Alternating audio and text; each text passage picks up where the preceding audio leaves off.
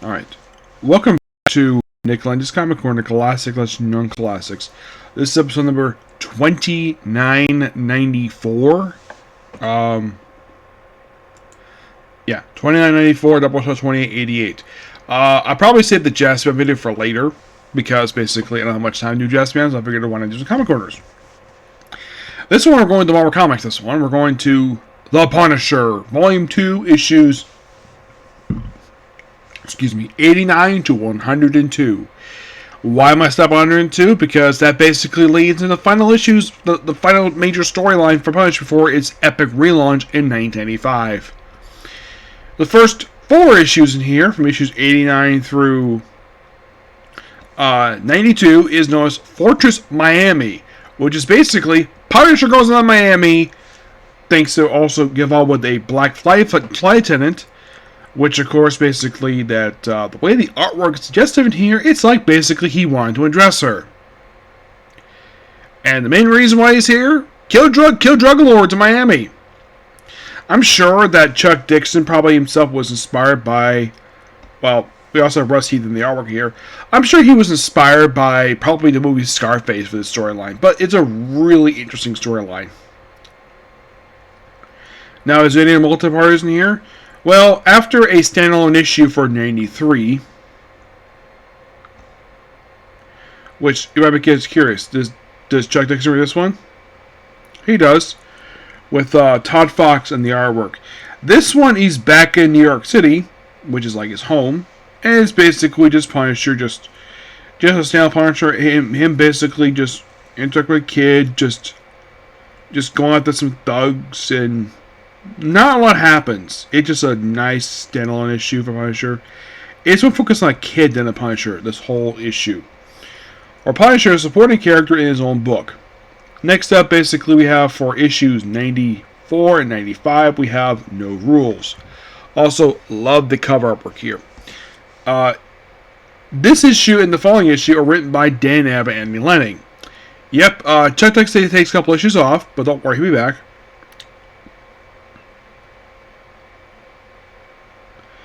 This is the Punisher in New York City, taking on more criminals. Yep. Yeah, him beat up one guy here. Does he kill anybody? Not really, no.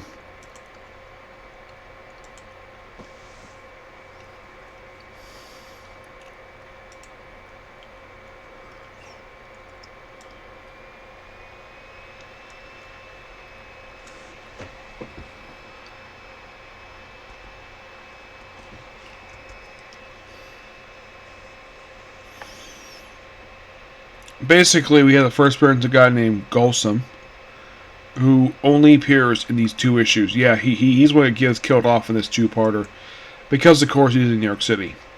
Yep. The art's done by covers by Frank Tent, excellent artwork. And then 96 begins, basically has a standalone issue where we have the first appearance of Cheryl Gates. You're thinking, is she a standalone character? Yes, she only appears with 1 issue per se, and she appears for a battle damage report. And that was it. She's just somebody who works to Punisher, who is basically a beauty pageant agent turned basically vigilante. Yeah, and basically the whole issue is in Las Vegas, of all places. Yes, it goes Vegas and San Francisco. Also, here's a little fun fact: according to Punisher legacy numbering, issue 95 is in fact issue Punisher 100, and this issue 96 is issue 101. 97, The Devil Secret Name. We first appearance of Carlos Cruz. This is actually the new Punisher, who basically, because of the fact that Punisher is falling out with Microchip, basically this guy takes over Punisher for him. And Chuck brings in Mickey Verzari, a character he created in the pages of Punisher War Zone, for a guest appearance in here. Yeah, and he's here from issues 97 to 101. He's also back for the final issue. He basically plays a small role in the Countdown story arc, which discussed in their point, and then he pops up Marvel Knights, and that's it for him. And then issue 98, we first appearance of Mouse. whose real name is Hal Flynn, who was like a girl. Yeah, and this is another character who also basically becomes a supporting character in the book. It's like Chuck Dixon was trying to choose a lot of characters. We also have Ron Wilhelm on the artwork. We also have Pony Girl, real name Wendy Christensen. Yeah, it's like basically like, okay, so let's bring in more supporting characters. Punisher the last of the mini issues. Then it's called Bury Me Deep, and it's basically just Punisher dealing with other stuff. And then we have the double-sized 100 issue, where Rosalie Carbon, another character from the Punisher Warzone book, she makes a return to this book. Yeah, this actually is her first appearance in this very book, and she's here for many issues book before its relaunch. Yeah, and I'll talk more about her when I talk about Punisher Warzone. Excuse me. But great giants on issue. Interesting though, the fact this book only has one artist, but it has 1, 2, 3, 4, 5, 6, 7 inkers on it. Yes, 7 inkers. Yeah, and there's a backup story by Russ Halford and John Herbert. Yeah, it's excellent issue, and it's only issue 105, Punisher. And move on to 101, where, get this. So, basically, Rosaline has brought in somebody to deal with the Punisher. Bullseye! Yep. Yeah, making him the first outside Punisher character in a while to appear in this book. And he previously appeared in the issue of Daredevil, issue 290. This was probably his first appearance in 4 years. And of course, he does appear in the following issue. Because, of course, they get the freaking cover. And then after these, of course, he does appear in the very next issue there. But we also have a character named Phalanx. Her name is Cord Mother. Yeah, this is a character who debuted in the Punisher Warzone Annual. Chuck Dixon threw this character in, just brought this character back as sort of set up for Countdown.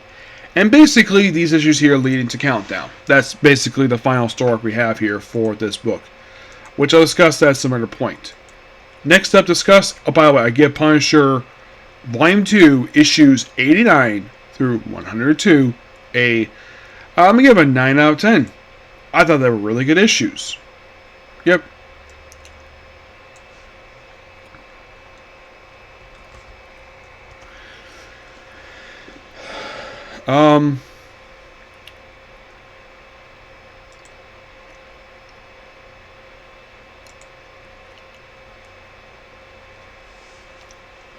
Next up we have is Punisher War Journal. Yep. Punisher War Journal, issues 65 through 78. Starting off basically is done by Stephen Grant. And finally we have some more outside characters. It's kind of weird that in the main Punisher book, no outside characters aside from Bullseye.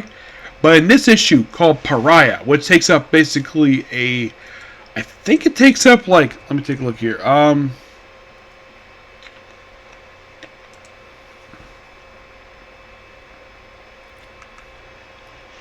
It takes up pretty much, like, it's a 6-part, it's like a 5-parter, which also involves Captain America, Spider-Man.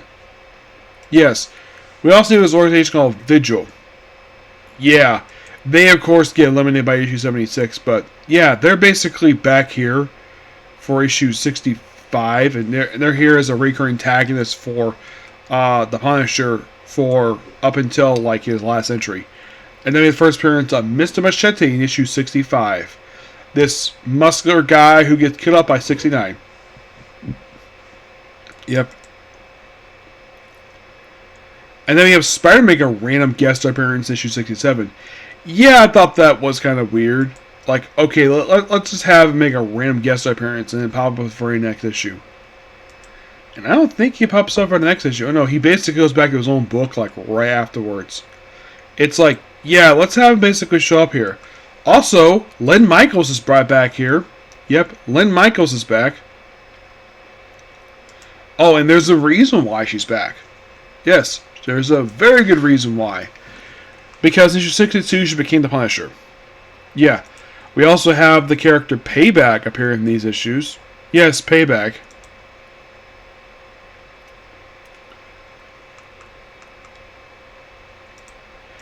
And then right after the story wraps up, then we have Stephen Grant, starting issue 70, doing last entry prelude. Yeah. So, we have this woman, Melinda Brewster, who basically appeared in the Punisher book, and she's here for 60 and 70, and that's the last you see her for. Yeah. So,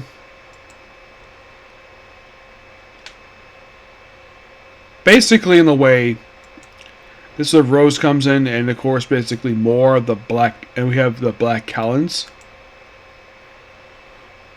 who allow me to get eliminated with this very issue. Also, he teams up with new hitman, James Pierce, who basically takes inspiration from the Punisher.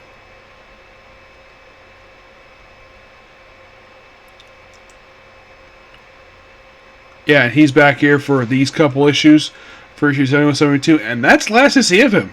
Yeah.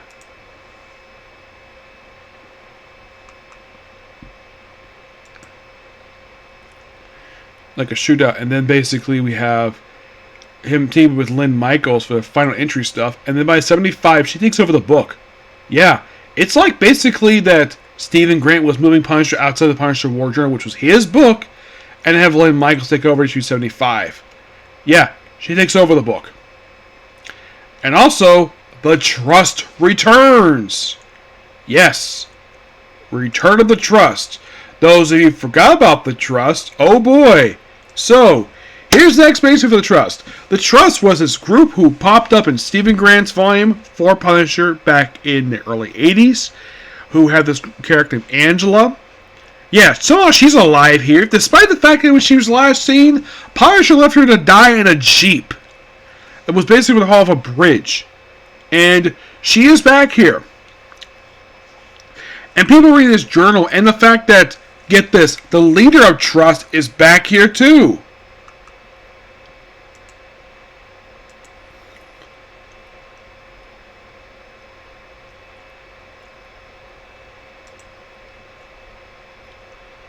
They were supposedly, the best way to describe these people is that they're supposed to help Punisher end his war on crime. At least help him anyways. We also the first appearance of a character named Heathen, who only existed for this brief multi-issue story arc.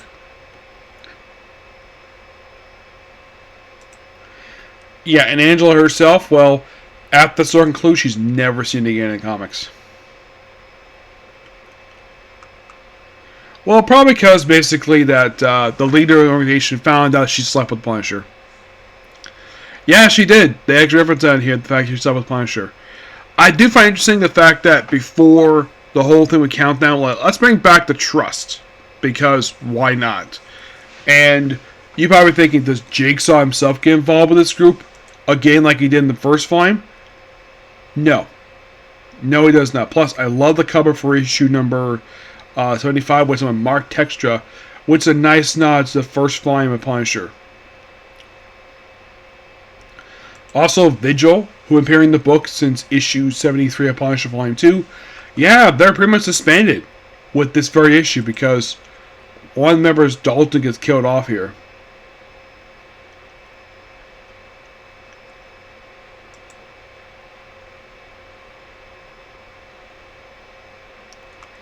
Yeah, and of course,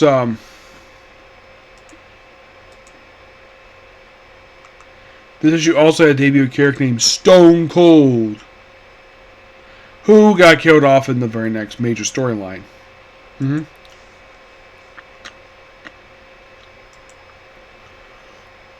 Blind Joe Death, who been a fairly recurring character, only appeared in these issues, and he sadly gets killed off by issue 77.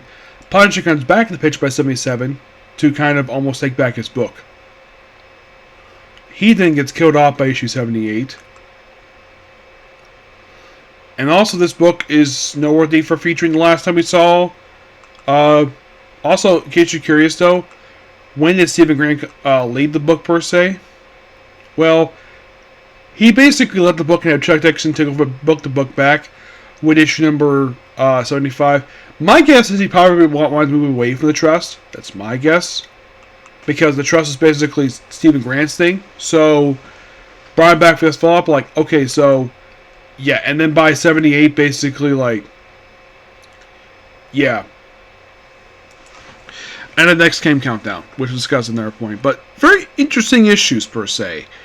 I do find interesting the fact this book featured outside characters in this book compared to Punisher, which featured only one. This featured two. And it's nice to have Lynn Michaels in these issues. Yes, to be pretty much the main character of this book for a few issues. While Punisher does his own thing in his own book. Yeah, she debuted in Punisher War Zone. And here's the sad thing. She does make a return after this in the succeeding volume. I will discuss her at some other point, but here's also kind of weird, though. This character's never appeared in live action. Nope, never has. As for the reason for it, not really sure exactly the reason for it. It's just that she never has.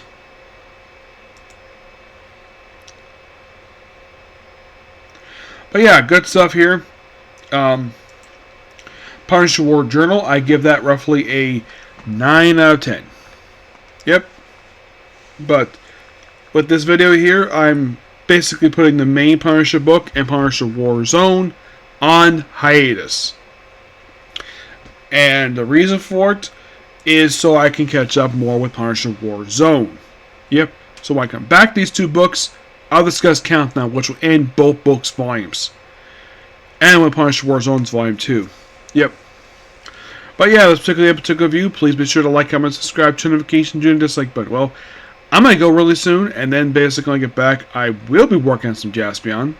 And, well, probably in our comic corner too. Okay? Next. Oh, by the way, Chuck, if you watch this, I really enjoy your Punisher issues, along with Stephen Grant stuff. Yep. To see you next video. Bye.